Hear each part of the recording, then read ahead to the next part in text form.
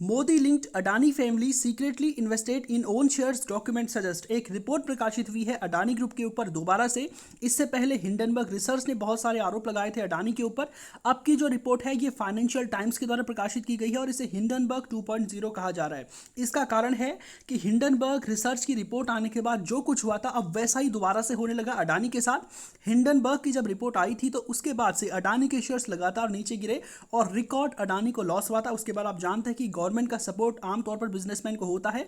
अडानी को भारत सरकार का पूरा सपोर्ट था तो फिर से वापस जिससे जो है अडानी ने रीगेन किया था, अब ऐसा फिर से होने लगा है।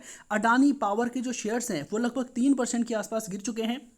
ट्रांसमिशन के शेयर्स 3.3%, अडानी इंटरप्राइजेस के 2.50% और अडानी एनर्जी के 2.25%। और बहुत सारे शेयर्स तो ऐसे भी हैं जो बिल्कुल 4-4.5% क्रॉस कर चुके हैं।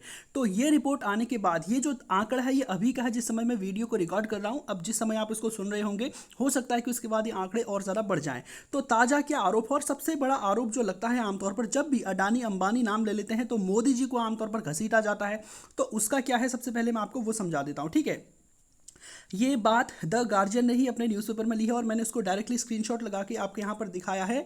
अ billionaire Indian family with close ties to the country's prime minister Narendra Modi secretly invested hundreds of millions of dollars into the Indian stock market buying its own shares, newly disclose document suggest. तो देखिए PM Modi पर क्या आरोप है। देखिए PM Modi के साथ बताया जाता है कि जो गौतम अडानी हैं इसके टाइज तब से हैं जब पीएम मोदी गुजरात के चीफ मिनिस्टर थे 2002 के समय से, ठीक है। पॉलिटिकल टाइज गौतम अडानी के बहुत पहले से रहे। अब आप सोच रहे होंगे कि मोदी जी को आखिर क्यों जरूरत पड़ गई। यहाँ पर आप देख सकते हैं मोदी जी प्लेन में बैठे हैं, गौतम अडानी और इनके भाई विनोद अडानी यहाँ पर बैठे हुए हैं, दोनों बिल्कुल नाश्ता कर रहे हैं और यहाँ पर पीएम मोदी जी भी इस प्लेन में बिल्कुल बैठे हैं, इनका हाथ आप देख सकते हैं।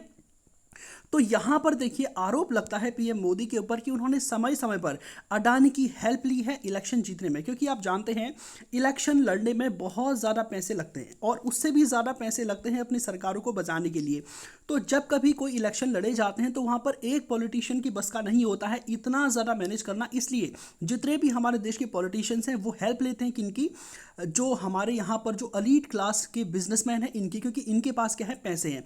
अब चुनाव लड़ने के लिए अगर आपको पता है ना, लगभग आमतौर पर वैसे अगर आप न्यूज़पेपर में पढ़ेंगे या फिर चुनाव आयोग के जो डॉक्यूमेंट्स होते हैं उनमें पढ़ेंगे तो लगभग एक प्रत्याशी आमतौर पर वहाँ पर आपको 20 से 30 लाख इतना मैक्सिमम खर्च करते हुए दिखाया जाता होगा। लेकिन एक्चुअल में इसकी वैल्यू अगर आप छोटा सा विधायक का चुनाव भी देखेंगे तो लगभग 2 से 2.5 करोड़ के आसपास बहुत सारे मतदाता ऐसे होते हैं जो खर्च कर देते हैं सिर्फ विधायक का चुनाव लड़ने में।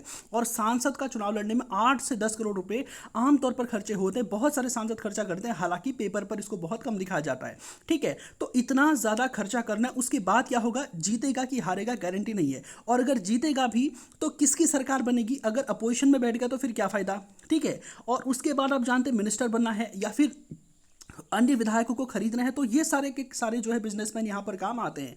और इसके बाद अब आप सोचोगे कि आखिर इन बिजनेसमैन को सरकार क्या देती है, ठीक है। तो इन बिजनेसमैन को सरकार देती है अपनी नीतियाँ निर्धारित करने का तरीका। सरकार उसके बाद क्या करती है, जो ठेके होते हैं गवर्नमेंट के होते हैं, जैसे एयरपोर्ट है और भी बहुत सारे ठेके, जैसे हमारे यहाँ पर लिथियम मिनरल्स आपको जम्मू कश्मीर में मिले होंगे, ठीक है। तो अगर उन लिथियम मिनरल्स को निकालना है तो सरकार थोड़ा निकालेगी, किसी प्राइवेट कंपनी को इसका कॉन्ट्रैक्ट देगी जिसके पास ऐसी टेक्नोलॉजी होगी।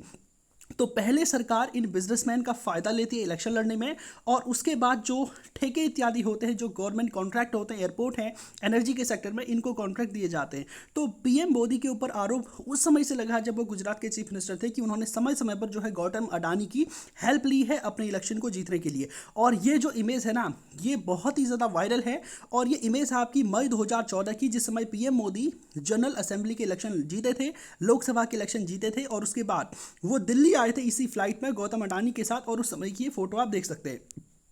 और इस फोटो को आप जानते हैं कि जिस समय हिंडनबर्ग की रिपोर्ट सामने आई थी तो उस समय राहुल गांधी ने सदन में इसको दिखाया था। हालांकि ऐसा बिल्कुल नहीं है कि राहुल गांधी और अदर पॉलिटिकल पार्टी जो बहुत ही बढ़िया, ऐसा बिल्कुल नहीं है। हर पॉलिटिकल पार्टी के पास पैसे हैं, हर पॉलिटिकल पार्टी ने अपने अपने जो रिचेस्ट पर्सन है, जो बिजनेसमैन है, उनको रखा ताकि वो उनको सपोर्ट करे। तो कोई ये नया आरोप नहीं है भारत के नेताओं पर। ऐसे आरोप भारत में भी लगते हैं, अमेरिका में भी लगते हैं और दुनिया के हर अलग अलग कंट्री में लगते हैं कि लोकतंत्र में सबसे बड़ा एक तरह से डाउनफॉल ये है, सबसे बड़ी बुरी बात ये है कि यहाँ पर जो रिचेस्ट पर्सन है इनका बोलबाला होता है। हर पॉलिटिकल पार्टी किसी न किसी बिजनेसमैन को पकड़ती है और उससे पैसे लेती है चुनाव लड़ने के लिए, और उसके बाद जो नीतियाँ होती है वो उस बिजनेसमैन को फायदा पहुँचाने के अनुसार बनाई जाती है। आप जानते हैं पीएम मोदी के ही कार्यकाल में 2022 में जो अडानी थे वो इंडिया के रिचेस्ट पर्सन बने थे और दुनिया के तीसरे सबसे अमीर व्यक्ति बने थे और इनकी जो टोटल वेल्थ है ये $120 बिलियन उस समय पहुंच चुकी थी। अब आप सोचेंगे $120 बिलियन आखिर कितना होता है।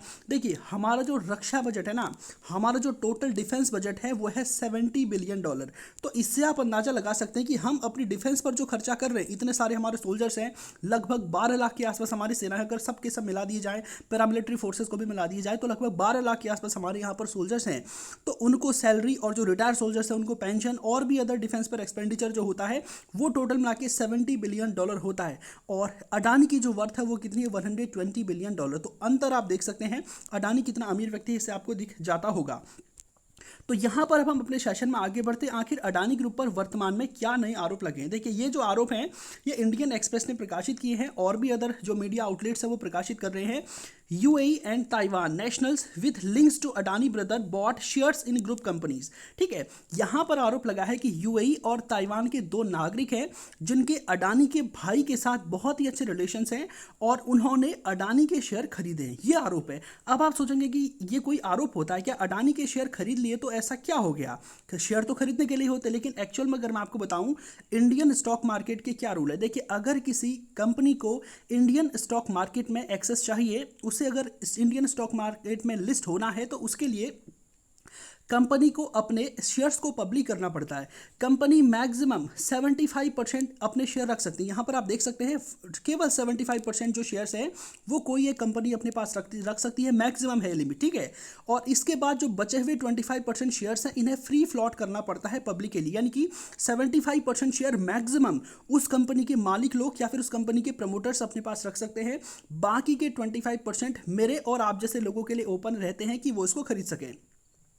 अब अडानी की कंपनी के 75% शेयर्स तो उसके पास थे, बचे हुए जो 25% शेयर है ना, ये कायदे के अनुसार किसको खरीदने चाहिए थे, पब्लिक को खरीदने चाहिए थे।